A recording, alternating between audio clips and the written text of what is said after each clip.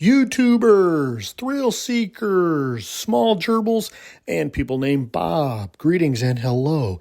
It is I, your favorite obscure social studies teacher, who's 45% libertarian, 53% conservative, and 2% liberal, but 100% pro-America, Mr. Palumbo, and this is the Professor Liberty Podcast. Thanks for tuning in, folks.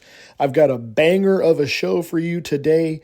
The tens and tens of you faithful followers across the fruited plain and across the oceans beyond. Thank you for joining. Thank you for listening. I really appreciate all of you guys that take time out of your busy schedule, that scour through the thousands of podcasts, tens of thousands of podcasts, and you've come across my humble little rantings. I really appreciate it. Today is Veterans Day, November 11th, otherwise known as Armistice Day. And so I thought, why not do a podcast on World War I? Which ended November 11th, 1918.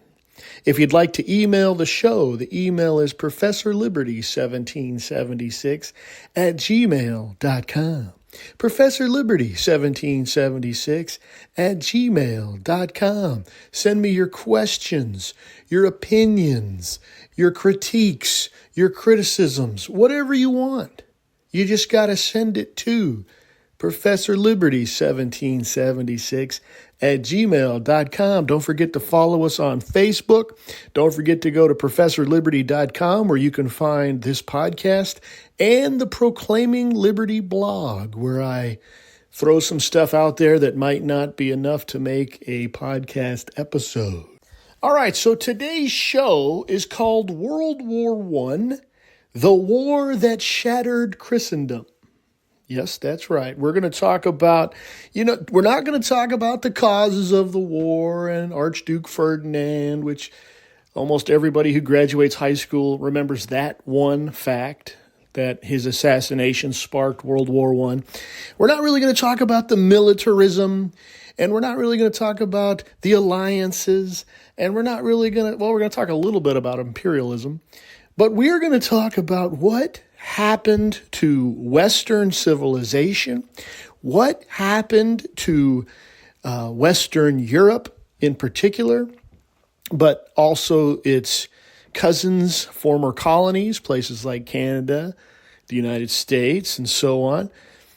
What happened spiritually after World War I? Something died. Something changed. Not only was it millions and millions of people who died, young men mostly, to a war that still nobody really knows what it was fought over, but something else died, and it was the Christian identity, the Christian faith in Europe. And it's something that we're still living with today. This is kind of a piggyback episode from last episode when we talked about the Industrial Revolution and the rise of AI and nihilism and all these things. This is kind of a piggyback episode because you're going to see some parallel themes with this topic of World War I. So let's set the stage. At the dawn of the 20th century, Western civilization saw itself at the summit, the pinnacle of human progress. The previous 19th century was a century of triumph, mostly through empire, but other things as well, science and faith. From London to Berlin, Paris to Vienna, it all seemed that reason, so think about the Enlightenment, had finally mastered nature. It seemed like everything the West provided, democracy, education, the liberalization of women, women's rights, and Christianity, these were the superior ideas. Steamships crossed the oceans. Telegraphs stitched continents together, and medicine had begun to conquer disease.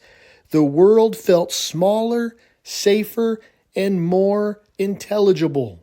And as far as the Europeans concerned, it was just going to continue. Progress was going to continue. The European empires, for all their violence and arrogance, were sustained by a sense of moral mission. The British called it the white man's burden. The French called it mission célèbratrice.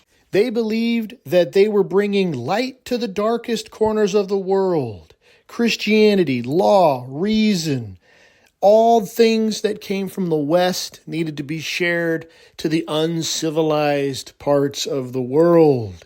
In fact, to be modern meant to be Western. Even art, architecture, bore the confidence of this faith in progress. Cities rose in steel and glass. Cathedrals, industry, lights, electricity, all needed to go forth and be planted among the uncivilized parts of the world. Western civilization was intoxicated with its own brilliance, too confident to imagine its own collapse. Western civilization mistaked power for virtue. But history has a cruel sense of irony. The civilization that claimed to bring light to the nations would soon find itself buried in rat-infested trenches. As one observer noted in Wired magazine, quote, "During those 4 years, Europe nearly committed suicide. Mankind was plunged into a hideous maze of ruthless battles, a hell that swallowed up every soldier, whatever side they were on, and whatever their nationality." You know, the First World War is also called World War I, and it's also called the Great War, and it's also called the war to end all wars. But it didn't end war. But it did end something else, or at least it started the demise of something else. It started the slow descent of the soul of Christian Europe. Before 1914, the West lived in quiet certainty that the world made sense. History itself seemed to be guided by moral purpose, with Western civilization at the helm. The future felt ordered and benevolent, dare we say almost divinely inspired. As one English bishop declared in 1909, the sun never sets on the empire of Christ. But then the war came. At first, it arrived like a festival. Crowds filled the streets, flags waved, hymns were sung in every capital. Men cheered as if they were called to something greater. Young soldiers marched off beneath the ringing of the church bells, convinced that they were part of a sacred duty. But it's going to be this faith and this certainty and this optimism that is what is going to die in the trenches for those 4 hellish years of the war. As we already mentioned, the previous 19th century had begun this age of optimism. You know, there was movements like the social gospel that taught Christianity could transform the world. But underneath all this, something else was brewing, a quieter revolution, and something we talked about last episode, industrialization. Factories replaced fields, cities swelled with laborers who no longer lived by the rhythms of nature. Science and technology became the new language of mastery. Industrialization changed us. We are different now because we've lived through this revolution. It not only changes who we are, but it changes how we think. The sacred part of the world, the idea that God's creation is woven into every part of life, gave way to efficiency, productivity, and profit. You know, there's all these memes on social media, and they show beautiful architecture in the previous centuries, and then they show modern architecture. And a lot of times the joke is, what happened? What went wrong? Or it'll say, these new ugly buildings are designed by those who have advanced degrees, and yet peasants made the cathedrals. And people are wondering, where is all the beauty going? Well, we don't look to beauty anymore. We don't look to the transcendent anymore.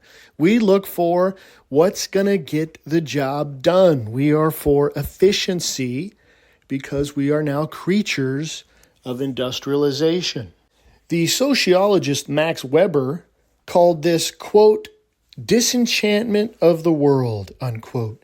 As the machines multiplied, miracles disappeared.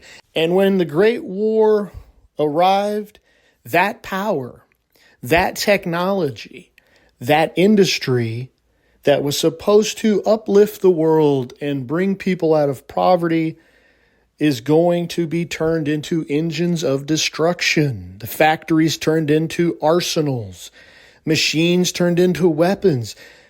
And those technologies are going to be the impetus for the bloodiest century in human history, and that would be the 20th century. So what I'm trying to weave together here for you guys, ladies and gentlemen, boys and girls, is we have two rivers converging here. The first river is the zenith of Western thought, achievement, and society, and the other river is industrialization, and they're going to converge into this conflict that historians are still studying, known as World War I. And the devastation is the beginning of the decline of Europe, which is something we can still see today. We are still living through this decline. For soldiers coming back after the war, this destruction of faith wasn't abstract, it was personal. Author and priest Richard Q. wrote that, quote, the Great War ravaged the British soul, unquote. The loss of an entire generation of men, those who had have become fathers, teachers, and clergy, left the church hollowed out and uncertain. The survivors came home wounded in body and spirit, unable to speak of what they had seen. Siegfried Sassoon, a soldier poet, captured that despair in 1917 when he said, quote, I am making this statement as an act of willful defiance of military authority. I believe that this war has now become a war of aggression and conquest, unquote. Behind his protest is something deeper, the sense that even heaven itself has gone quiet. Where is God in this misery and in this hellish existence? What is the point of it all? One British private wrote, quote, if there is a God, he's asleep, unquote. That sentence could be served as an epitaph for this entire generation after World War I. The author Richard Q. also goes on to talk about experiences with his father after the war. And he says his father wanted to believe. So he wanted to have that Christian faith that he had before the war, but he couldn't. He had been disappointed by the church, and he had been scarred by the battlefield. The notion of a good, loving God was, as Q put it, quote, a bridge too far.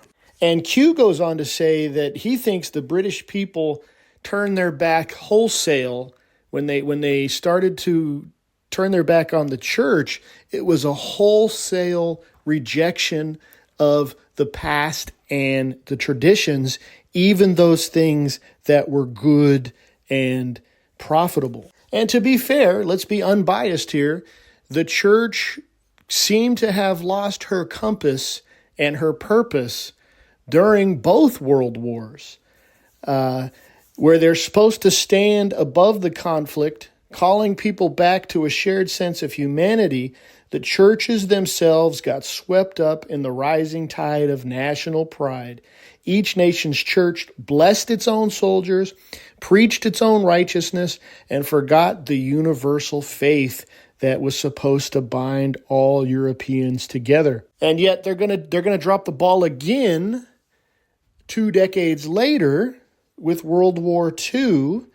In Germany, large portions of the Lutheran Church aligned themselves with the Nazi state in the so-called German Christian movement.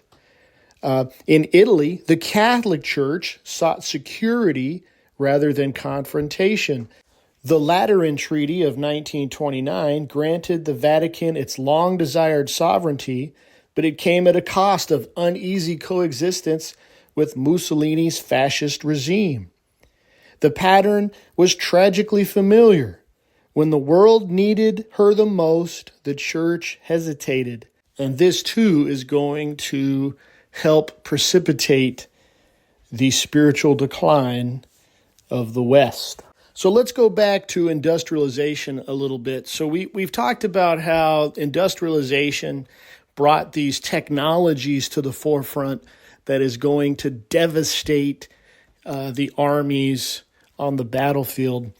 And I already mentioned earlier how industrialization changes not only who we are, what we do, but it also changes how we think. So for the First World War, that might have been the explosion, but the fuse, I think we could say, is industrial modernity. The Industrial Revolution was transforming human consciousness. A keen observer of this was Max Weber, who I spoke of a little bit earlier. Weber tried to make sense of how modern life had stripped away the old mysteries of the world. The sense that behind every storm, behind every harvest, every joy, every tragedy, there was divine meaning. He put it like this, quote, "The fate of our times is characterized by rationalization and intellectualization." In other words, as societies became more industrial and more rational, they no longer see a world that has mystery. Where God was once the giver of order and meaning, now machines gave control and prediction. In the new world, people didn't look to the heavens or they didn't listen for the church bell. They worked based off of the factory whistle. Now, I would like to pause here real quick. And as we look at what's happening with the Islamatization of London and with the European powers being overrun by Islamic immigrants, and all these people are looking up and they're saying, what happened? Why are our cities being taken over? Well, the Islamicists, the Muslims, have a faith that is central to their lives. What does Christian Europe have? They don't have Christianity. And so for decades now, they've been living in this hollow husk of the trappings of Christianity, but they've been living as strict atheist industrialists. And these immigrants are bringing in their faith that is important to them, and now there is a clash of civilization. Well, let's get back to the war. So after the war, the theologians of the time were in shock. The Swiss theologian Karl Barth, writing in 1919, declared, "No one can speak of God simply by speaking of man in a loud voice." And what he meant was that the liberal theology of the 19th century, so confident in human progress, died in the trenches. Even the famous British author C.S. Lewis, who fought in France, saw faith differently after the war. He wrote, "There is no neutral ground in the universe. Every square inch is claimed by God and counterclaimed by Satan." After the war, neutrality, whether moral or spiritual, was no longer possible. To the philosophers of the time, something called existentialism was brought to the forefront. Thinkers like Jean-Paul Sartre and Albert Camus responded directly to the trauma of modern warfare. Sartre wrote, quote, "Man is condemned to be free," unquote, emphasizing the unbearable responsibility of defining good and evil in a world without divine authority. So the theologians and the philosophers tried to wrestle with this collapse of meaning. They tried to offer frameworks for understanding and confronting a world stripped of the inherent moral code that had guided Western Europe for centuries. And it's not going to do very much for the civilians. While intellectuals theorized about what comes next, ordinary people experienced it viscerally. Veterans returned home with physical wounds, psychological trauma, and profound disillusionment. Young people rebelled against these now empty words of heroism and sacrifice. Gertrude Stein famously labeled them the lost generation, a sentiment immortalized by Hemingway, who wrote in A Farewell to Arms, quote, "I was always embarrassed by the words sacred, glorious, and sacrifice, and the expression in vain. We have heard them, and we have seen nothing sacred," unquote. For both thinkers and ordinary people, the war dismantled the inherited notions of moral clarity. The Great War made it painfully clear that progress was not salvation, civilization was no guarantee of goodness, and technology could build as easily as it could destroy. So you see, boys and girls, the war to end all wars did indeed stop few things. It did end a few things. It ended empires, and it redrew maps. But its greatest casualty was unseen, the death of the Western soul. When guns finally fell silent on November 11th, 1918, the West discovered that it had won the war but lost the faith. As Richard Q. wrote, "The First World War did more than end lives. It ended belief." And we're still living in the shadow of this today.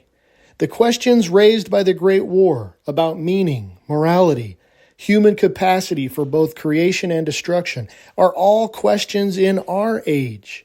In a world of digital empires, global crisis, endless information and disinformation, the struggle to find purpose, could all of this be a direct cause and consequence of the Great War, World War I?